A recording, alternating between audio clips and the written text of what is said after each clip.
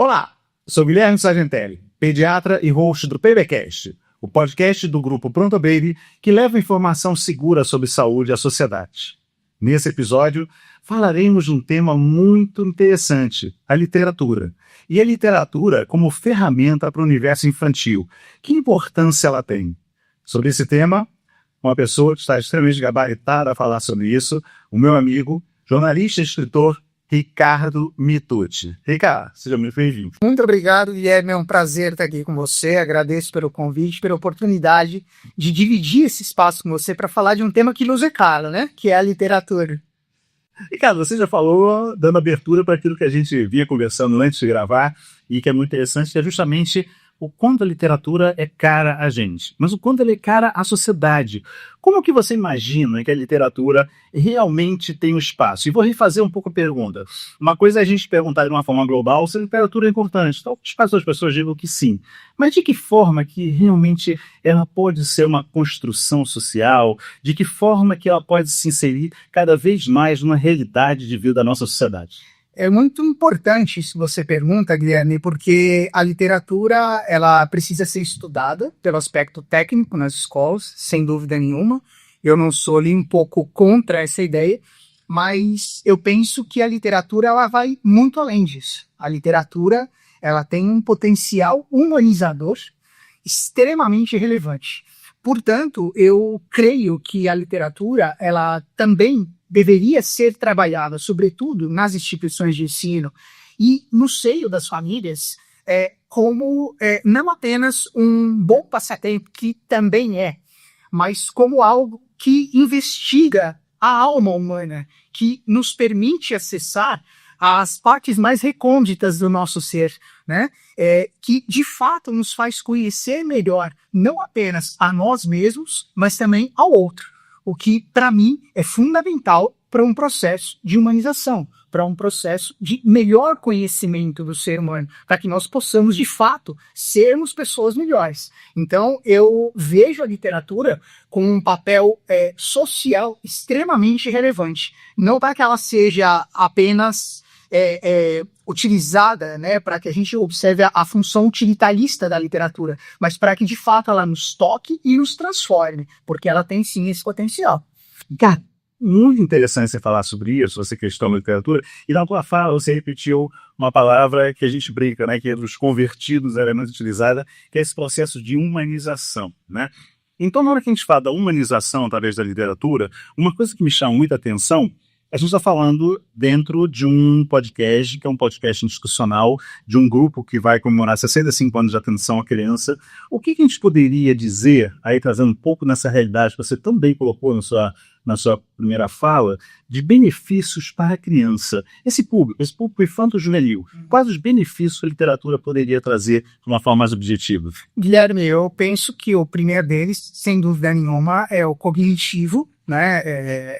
Eu também não posso deixar de considerar o ganho de repertório, não apenas linguístico, mas de mundo, porque a literatura ela permite o acesso a novos mundos, a novas realidades, a novas personalidades que muitas vezes o público infantil e infanto-juvenil ainda está descobrindo no seu processo de crescimento, no seu processo de evolução.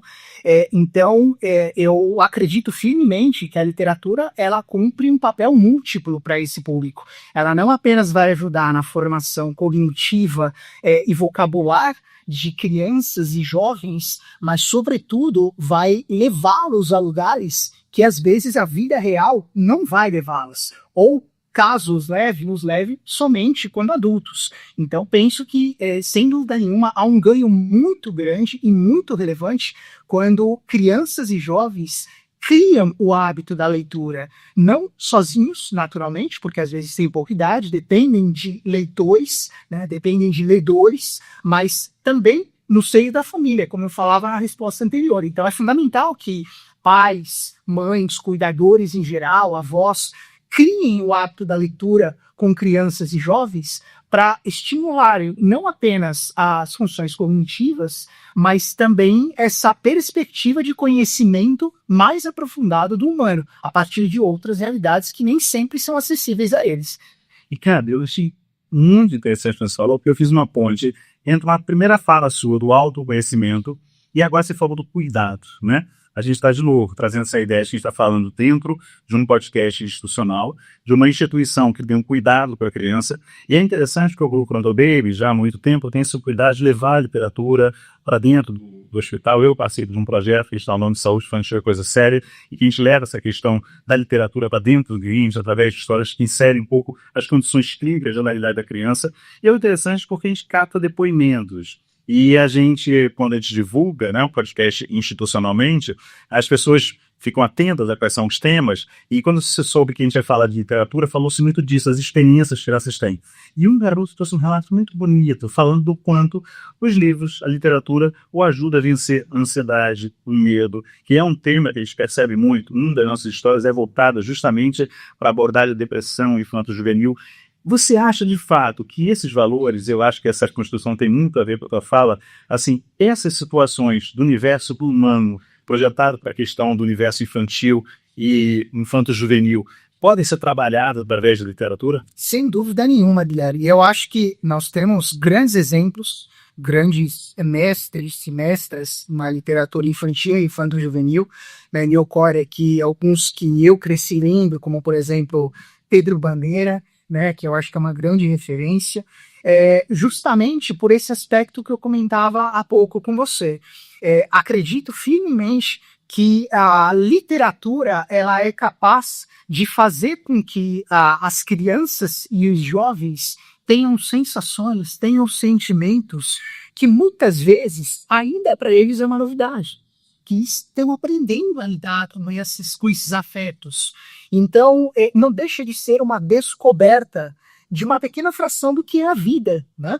Então, sim, eu concordo com o que você está colocando e acredito que a literatura cumpre um papel, de fato, humanizador para esse público também, no sentido de que permite a eles afetar experiências, afetar sentimentos que, às vezes, eles podem até sentir, podem até ter, mas que eles não sabem dar nome, eles não sabem exatamente como lidar com eles. Por isso esse depoimento desse paciente é muito tocante, né? Porque a literatura, sem dúvida, ela pode causar também ansiedade, né? Dependendo daquilo que você estiver lendo, mas ela pode pacificar, ela pode acalmar o coração, ela pode criar uma situação em que você se sinta menos ansioso, com menos medo. Depende, evidentemente, daquilo que você está lendo, depende do seu estado emocional, mas eu acho que para um ser humano que está em formação, que está aprendendo a lidar com suas emoções, a literatura cumpre genialmente esse papel. E é interessante, né, cara, porque a gente assim, conhece alguns homens e temos alguns mestres em comum, desde mestres que a gente gosta na literatura, como um mestre muito próximo, o professor Dante Gagliardi, que nos aproximou, nos trouxe a essa realidade, né, que você vem numa área de ciências humanas, mas tem toda uma inserção na área de saúde, você é mestre de saúde coletiva, e na verdade eu que já venho da área de saúde, mas assim, a caminhar um pouco mais para esse universo da literatura através de vocês, eu acho muito interessante, porque me veio toda a sua fala, você falou de ser afetado, né? Isso é algo que eu acho muito importante, porque eu acho que talvez a gente careça muito dos afetos. E ser afetado tem uma questão de transcendência que leva a um conceito que o Dante usa muito, que é da saúde existencial, né? E aí a gente poderia, então, nesse momento, estar dizendo, e parece que sim, eu queria te ouvir um pouco mais sobre isso, que valores que a gente possa gerar na criança, como resiliência, como amadurecimento afetivo, tudo isso pode ser trabalhado pela literatura também. Você acredita nisso? Acredito plenamente, Guilherme, porque a literatura vai mostrar para esses jovens leitores o quão importante é você ter determinados valores na vida, né?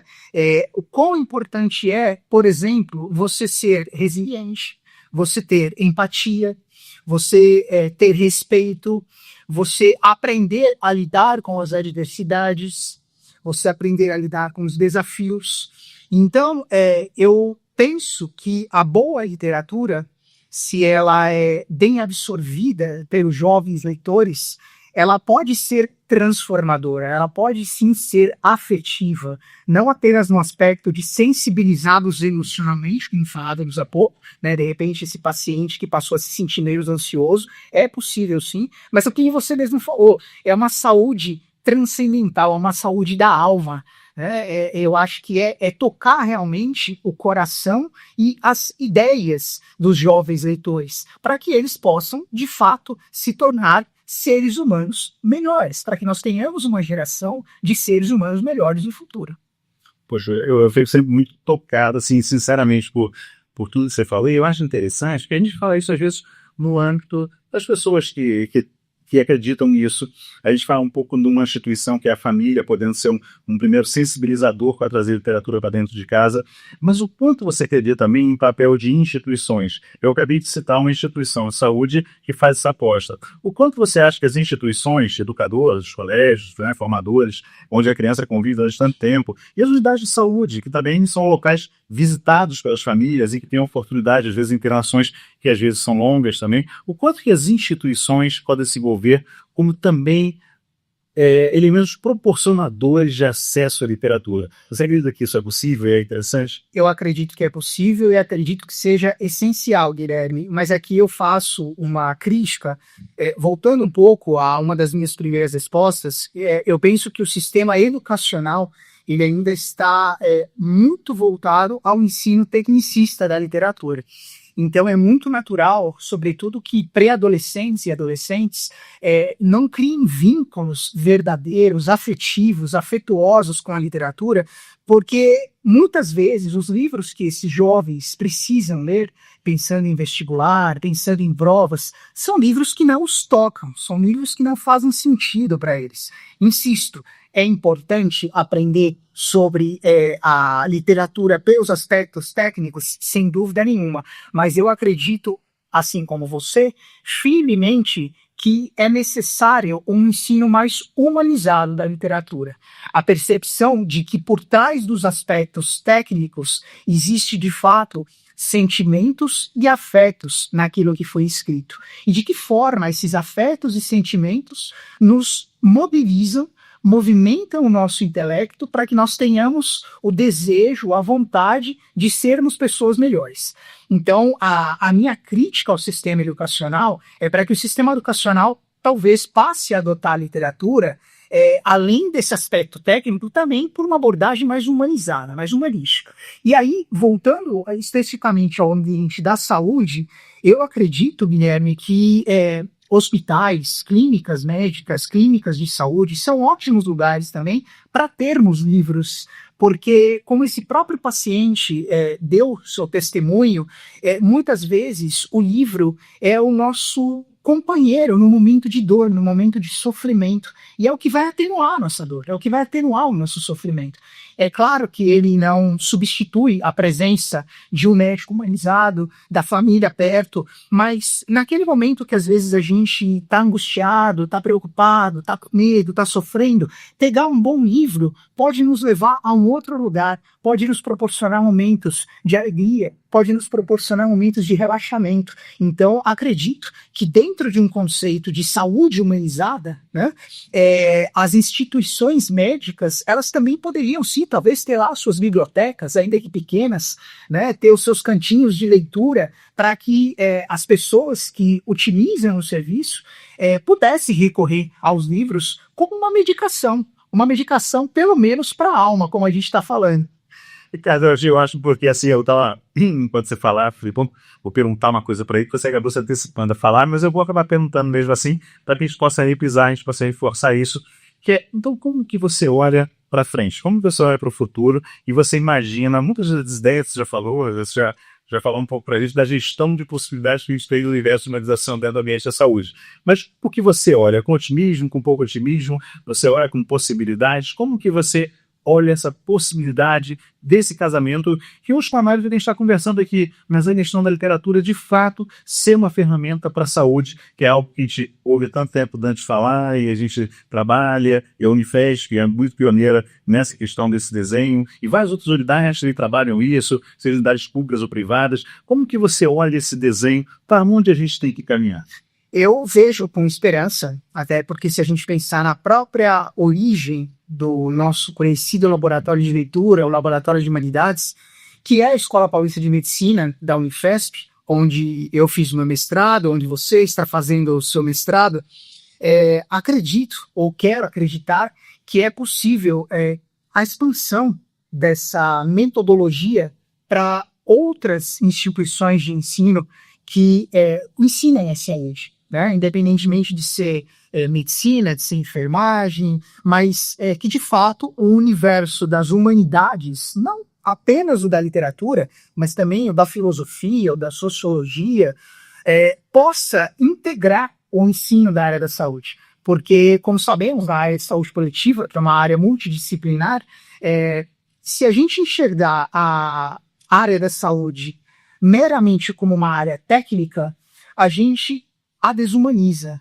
E tudo que a gente busca enquanto paciente é lidar com profissionais de saúde que sejam humanos, humanizados, que possam olhar aos nossos olhos, que possam compreender as nossas dores, que possam nos aconselhar com não apenas sabedoria, mas com afetividade, que possam de fato acolher as nossas dores e os nossos sofrimentos. Então, eu não falo nem apenas na expansão da metodologia do laboratório de leitura, mas eu falo na abertura institucional das universidades, das escolas de medicina, dos cursos na área de saúde para as humanidades. Eu vejo isso com esperança, ainda que eu, no fundo, acredite que é desafiador, porque sabemos que o ensino da saúde é um ensino muito tecnicista, e introduzir as humanidades, e especificamente a literatura, no universo da saúde é desafiador. Mas temos um ótimo exemplo na Unifesp com o CEF, passamos por lá, sabemos que é possível, vemos o laboratório de leitura expandindo fronteiras, chegando a empresas, não apenas no segmento de saúde, mas empresas de modo geral, chegando ao terceiro setor, chegando à educação. Então, acredito sim que é possível levarmos a literatura para o universo da saúde, para que ela seja mais presente, ainda que, insisto, eu acho que seja desafiador e um trabalho que vai demandar algum tempo. Mas prefiro acreditar que a gente ainda chega lá.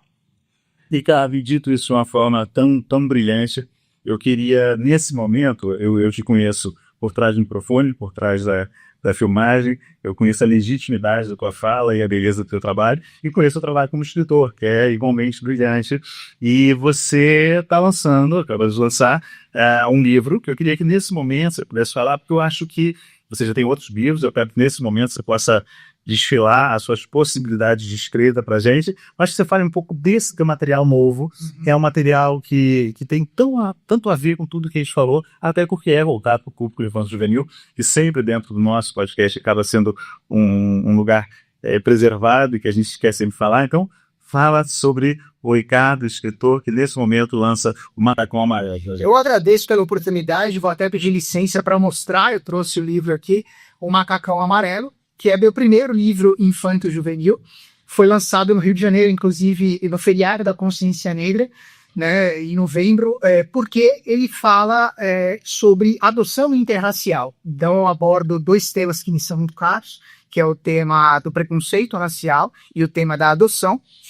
E ele é narrado por um pré-adolescente, que é o Bernardo, contando aí as suas aventuras nessas descobertas da vida, né? Descobrindo que ele nasceu da barriga da mãe dele, descobrindo por que ele tem a cor da pele diferente da cor da pele dos pais, né? E vivendo essa experiência, a questão identitária, né? Falando um pouco aí sobre o cabelo Black Power, porque que algumas pessoas olham para ele de viés para um cabelo Black Power, né? Então, eu procurei de alguma maneira trazer temas que, na minha concepção, são temas extremamente atuais e relevantes para a construção de um discurso antirracista, porque eu sou daquele time que acredita que não basta não ser racista, é preciso ser antirracista.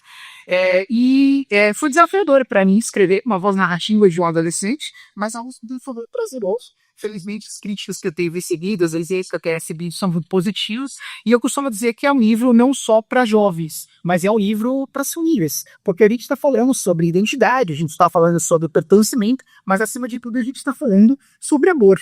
Né? Eu acho que uma relação se sustenta, uma relação verdadeira se sustenta sem amor. E amor independe de sangue, não depende de consanguinidade. Então foi um prazer imenso para mim escrever o Macacão Amarelo e ter a oportunidade de lançá-lo no Rio de Janeiro, que vem de São Paulo, né? Fizemos um lançamento em São Paulo também, aliás, 2 lançamentos em São Paulo, e agora para 2026 talvez percorrendo algumas outras cidades.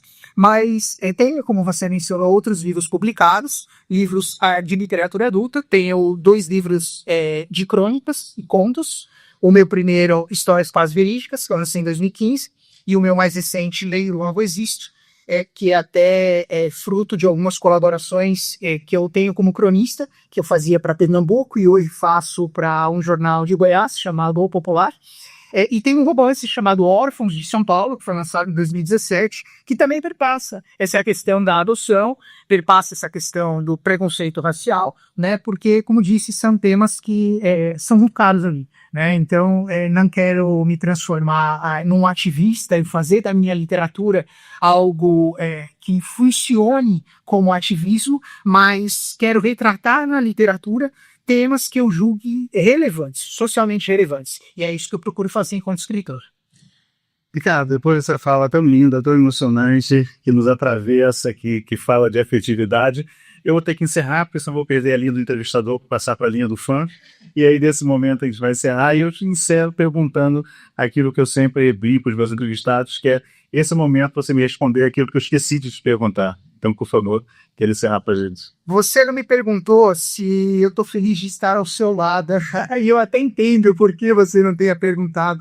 Mas eu queria dizer, como você já colocou aqui explicitamente, que nossa amizade ela já não é mais tão recente.